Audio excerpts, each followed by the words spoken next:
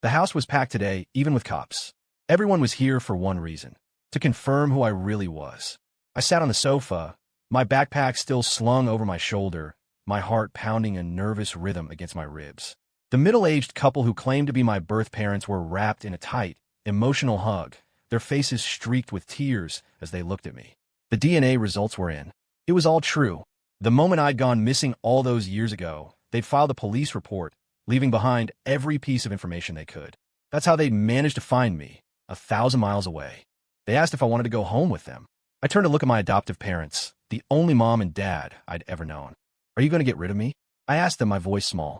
They said they didn't want me to leave, but now that my birth parents had found me, they wanted us to have the chance to be a family. Seeing the hopeful, desperate look in my birth parents' eyes, I didn't hesitate.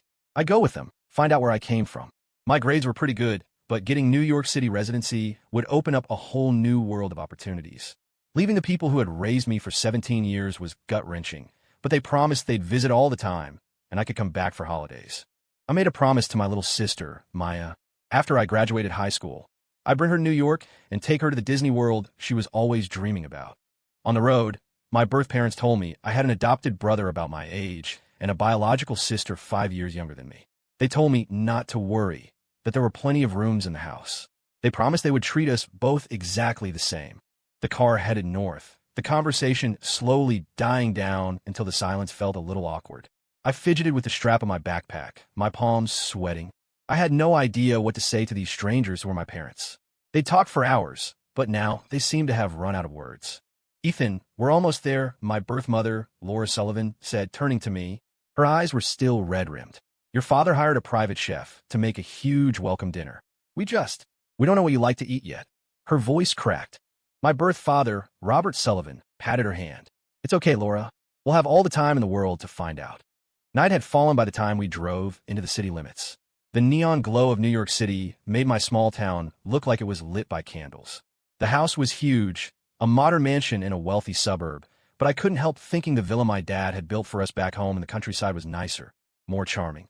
It was a shame we usually lived in town. We only got to stay there on holidays. The dining table was already covered with food. A pair of live-in housekeepers managed the home. One of them, Mrs. Rosa, hurried upstairs. "Young Masters, Miss Chloe, the new young master is here. Time for dinner." I heard a door slam shut, and then my new sister came bounding down the stairs like a little hamster. She circled me a few times before grabbing her mother's arm. "Mom, is this my real brother, Ethan?" Mom smiled, stroking Chloe's face. "Yes, sweetie, your brother Ethan is home." Just then, a soft, melodic voice drifted down. It was Aiden Sullivan, the adopted son. I don't know why, but something about him felt off. Every gesture seemed overly polished, almost theatrical. "Hello, little brother," he said smoothly.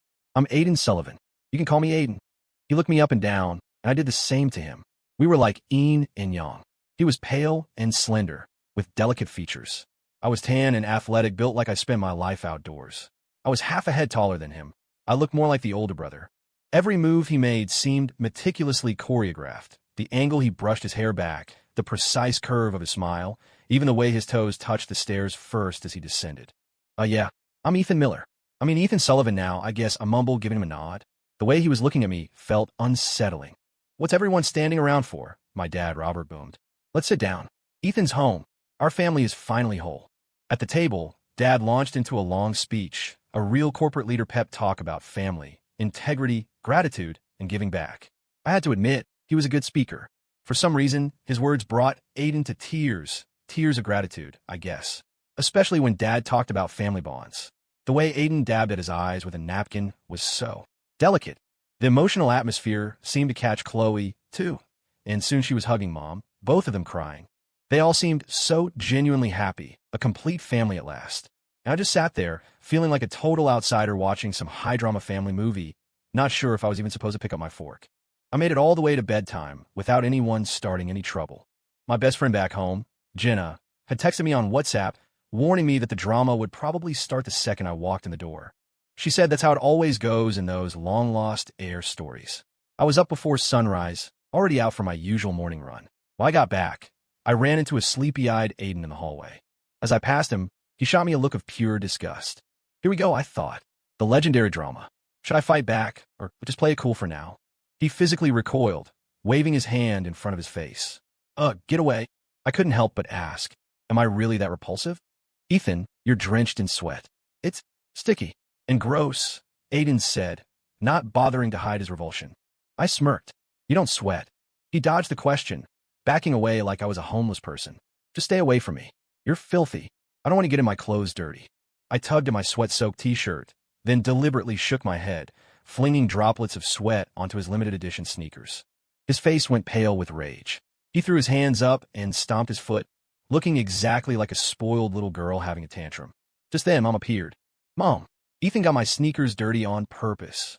Aiden immediately whined, his face a mask of grievance. Mom rushed over, her face full of concern as she comforted him. Aiden, it's okay, it's okay. If they're ruined, Mommy will buy you new ones. Your brother just got here. He doesn't know any better. You're the big brother. You have to be patient with him. Aiden's eyes welled up with tears.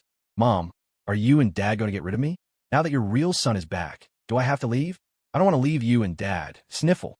He started crying harder, and Mom pulled him into a tender hug. Of course not, sweetie. You're my son, too. How could I ever let you go? I just stood there like a third wheel, totally lost. Was I supposed to quietly walk away or bravely stick around? Finally, Mom noticed me standing there awkwardly. She grabbed my hand and firmly placed it on top of Aiden's. Aiden looked down at our joined hands in horror. My sweaty palm was making the hairs on his arm stand up. Ethan, you are both my precious sons, she declared. As brothers, you should love and support each other.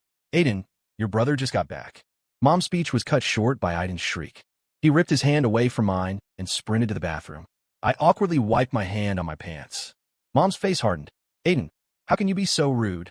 Then she turned to me. Ethan, your brother has always been like this. He's a terrible germaphobe. Please don't take it personally. When I came downstairs after my shower, Aiden was still in the bathroom, furiously scrubbing his hands.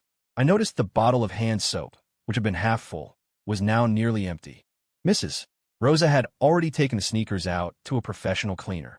After washing his hands, he spent another 10 minutes on a meticulous hand care routine, applying various lotions and serums.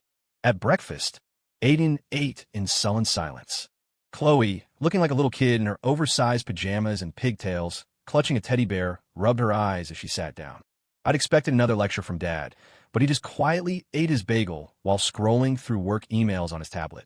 Across the table, Aiden kept shooting me looks like a kill. After a couple of days, I finally had the lay of the land. Aiden had been quiet, which made me think he was plotting something big. While Mrs. Rosa was cleaning, I peeked into his room. It was very spotless, with an arsenal of cosmetics and skincare products arranged on his vanity like soldiers on parade. It didn't look like a boy's room, but it didn't exactly look like a girl's room either.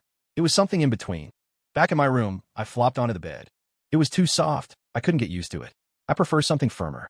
I hadn't brought much with me, just a backpack and a suitcase. I felt like I was staying in a dorm. Just then, Mom came in with Aiden. She wanted to take us shopping to get me some new clothes. I wasn't thrilled, but it was a nice gesture, and I didn't want to be rude. Aiden started to say something about how he had some clothes he'd barely worn, but then he remembered our size difference.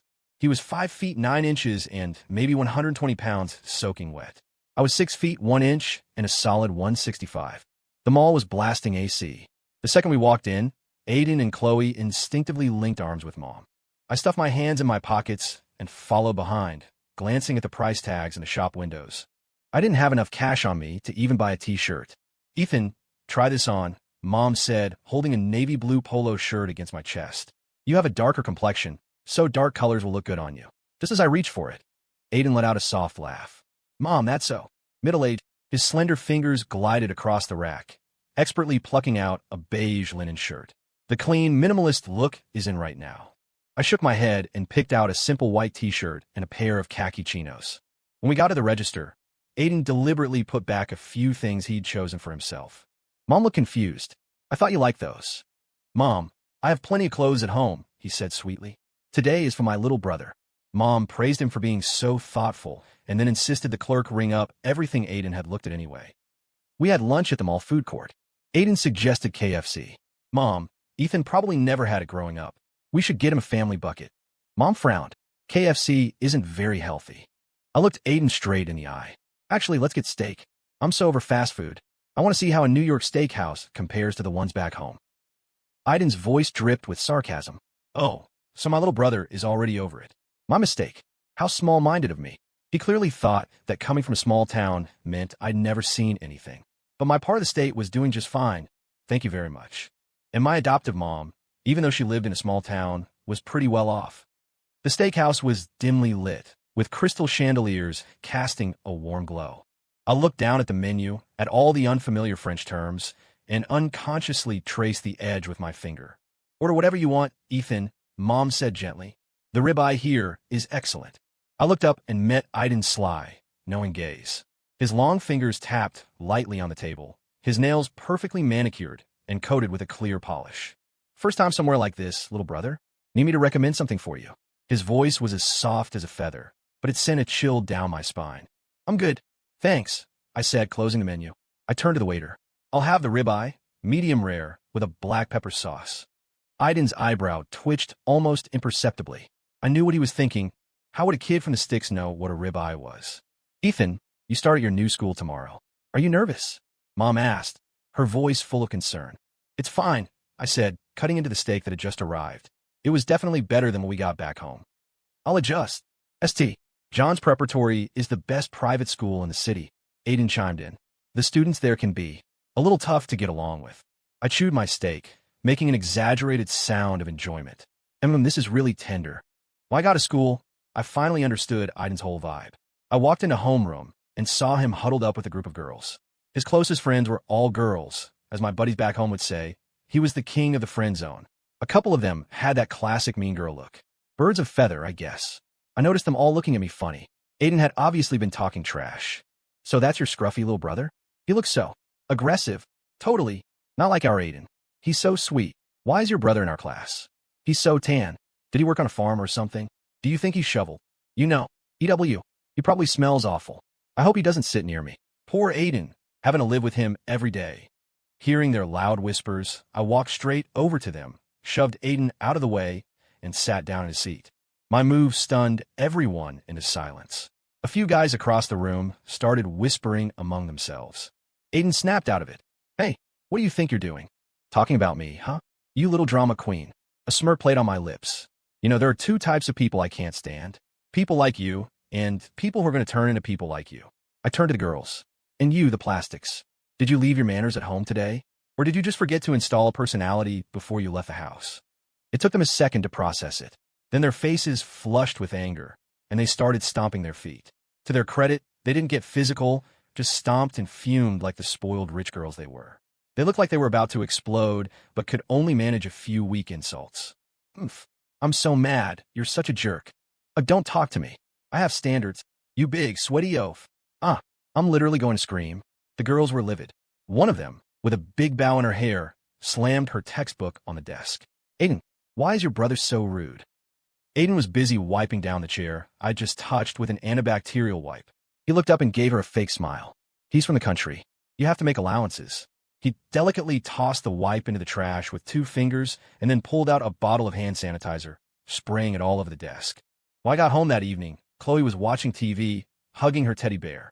She saw me come in and snuck over. Ethan, why are you home so late by yourself? I knelt and gently pinched her chubby cheek. Because your dear brother Aiden took off the second school ended and the driver left without me. Ethan, don't pinch my cheeks. I'm in middle school now. I'm not a baby, Chloe pouted. Then she added, how could Aiden do that? I'm going to tell Mom and Dad he's bullying you. Oh, you gonna stick up for me? Aren't you worried Aiden will get mad? I asked, curious. They always seem to get along so well. Aiden's the best brother to me. He won't get mad. But what he did was wrong, and I can't defend him, Chloe said, hands on her hips, full of righteous indignation. At dinner, Chloe actually did it. She told our parents everything, right in front of Aiden. My parents looked at Aiden with serious expressions. His face turned beet red. He looked down, mumbling an apology. I'm sorry, Ethan. I shouldn't have left you. But suddenly, he started whimpering, tears streaming down his face. I'm sorry, Mom, Dad. I messed up. Please don't send me away. He covered his face with his hands and sobbed his heart out. I had no idea what his angle was. I've been cramming all the long-lost heir novels Jenna had forwarded me, trying to understand his playbook, but this move wasn't in any of them. Seeing him like this, my parents instantly softened. Ethan, Aiden, my father said, a confused look on his face. Did something happen at school?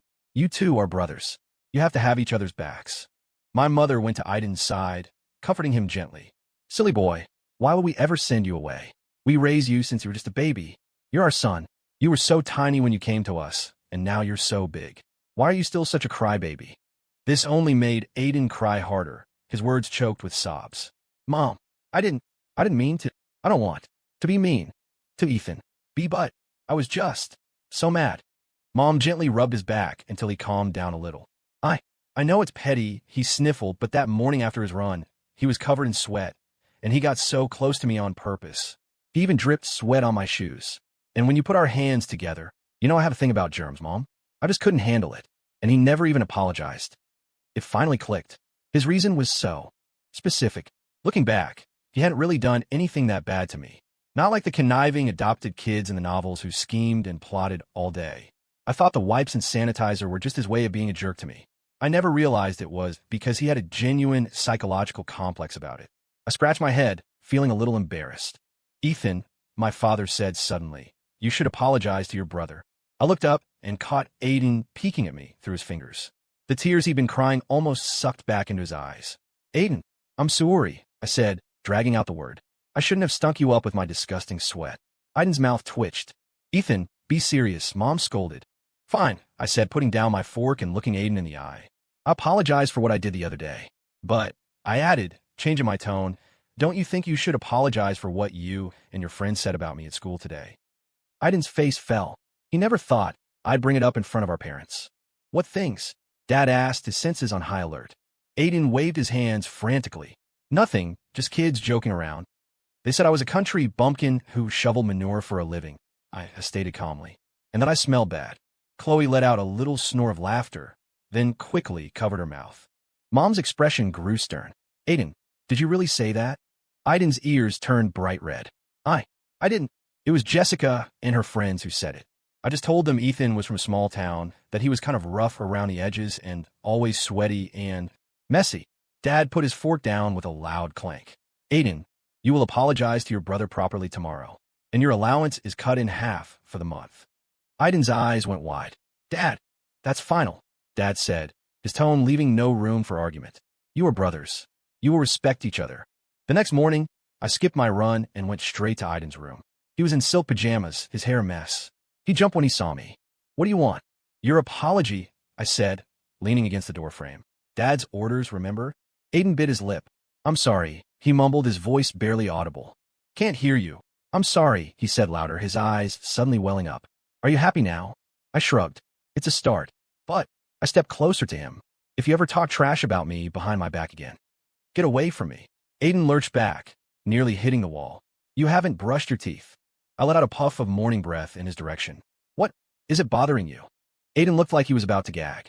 He shoved me aside, ran into his bathroom, and slammed the door. I could hear the faucet blasting. At breakfast, Aiden sat at the farthest possible seat from me. Mom looked from him to me and sighed. You too. On the way to school, even though we were in the same car, I had a feeling things with Aiden weren't going to be so bad anymore. A few months passed, and I realized Aiden wasn't so bad after all. He was just a bit of a drama queen. Mom told me that when he was little, she and Dad were always busy with work. Aiden spent a lot of time playing with the neighborhood kids, and it just so happened that in his group of 10 friends, he was the only boy. He just kind of picked up their mannerisms. By the time my parents noticed, it was too late to correct, so they just let it be. It was the day of the school's field day. I was in a bathroom stall, taking care of business, when I heard a familiar voice. It was Aiden, and he was with a few other guys. It sounded like they dragged him in here. Well, if it isn't the little princess. EW, you used the men's room? I thought you used the girls. Ha. What's wrong? Cat got your tongue? Too good to talk to us. Didn't we tell you what to do when you see us? Did you forget? Are you deaf or something? Why aren't you talking? I stepped out of the stall and saw 5 or 6 guys pushing Aiden around. He was cornered, his face pale with fear. They heard the noise and turned to see me, still buckling my belt. What's this? A little schoolyard bullying. I asked casually. Who the hell are you? One of them sneered, stepping up to me. Oh, sorry. Let me introduce myself. I'm Ethan Sullivan, 17 years old, and I'm terrified of school violence. Ethan Sullivan? The guys looked back at Aiden. He related to you? Aiden didn't say anything, clearly mortified that I was seeing him like this. I spoke up. Aren't you guys worried a teacher will catch you? They all burst out laughing. It's field day, genius.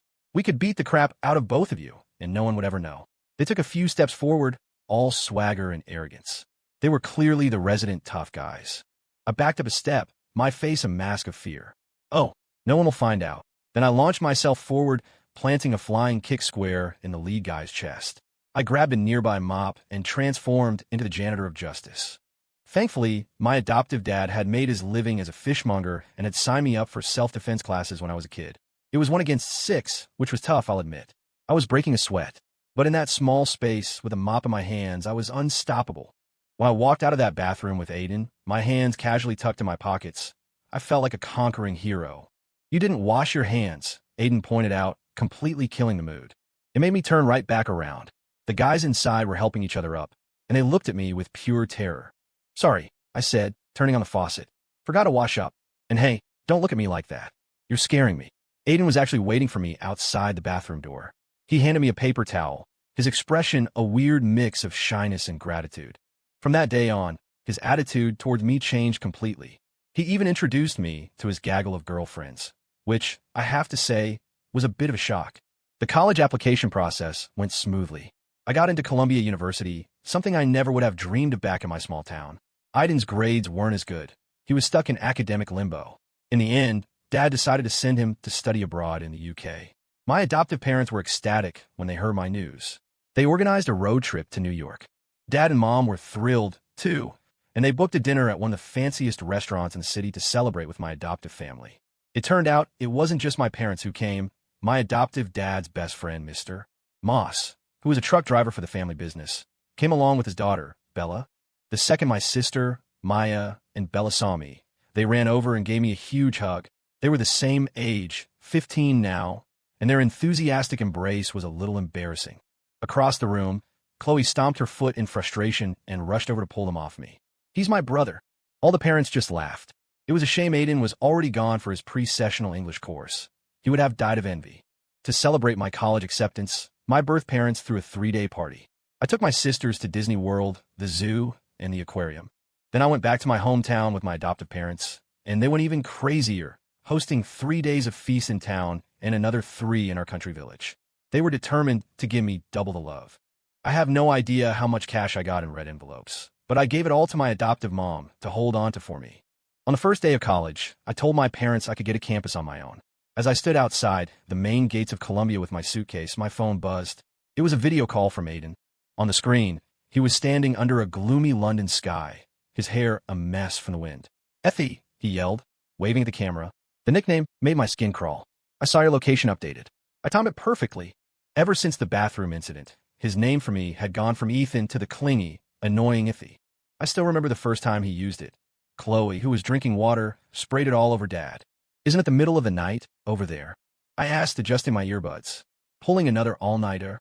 "No way," he said, his voice still having that slightly affected tone.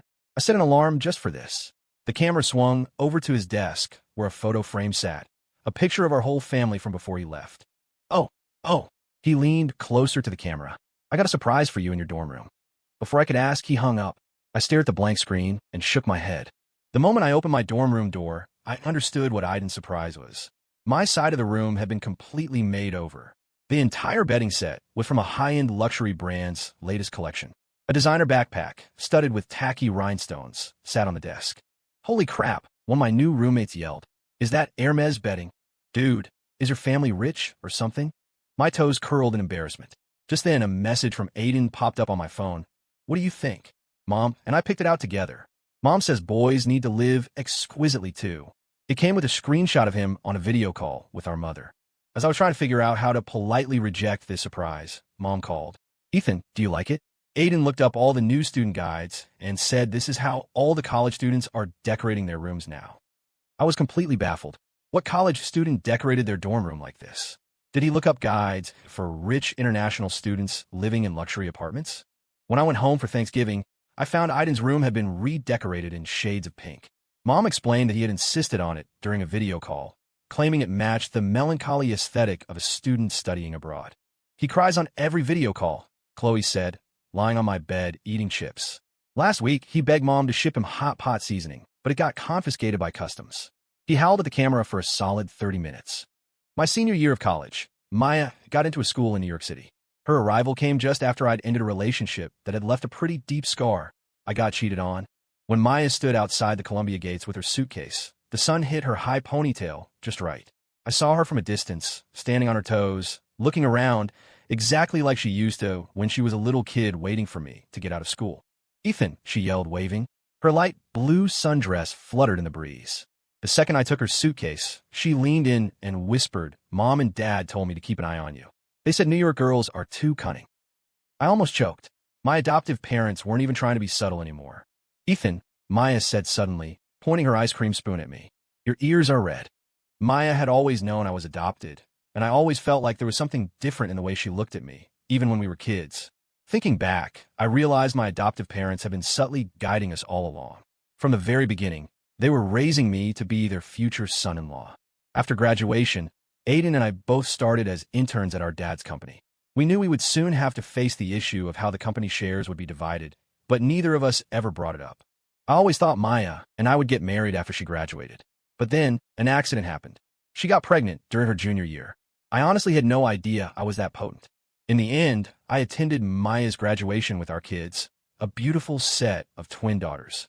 My in-laws, thrilled to be grandparents, bought a 2-bedroom apartment in the city, planning to stay long-term to help with the babies. Because I had started my own family, Mom and Dad made their final decision. During a family meeting one night, Dad announced the formation of a family trust, which would hold all his company shares and investment projects. In the future, all family members would be beneficiaries. Our positions in the company would be determined by our actual abilities and performance. Basically, we had to work our way up the ladder like everyone else. "Brothers united," Dad said, placing our hands on top of each other. The corner of his ring dug into my skin. "Can break through metal,"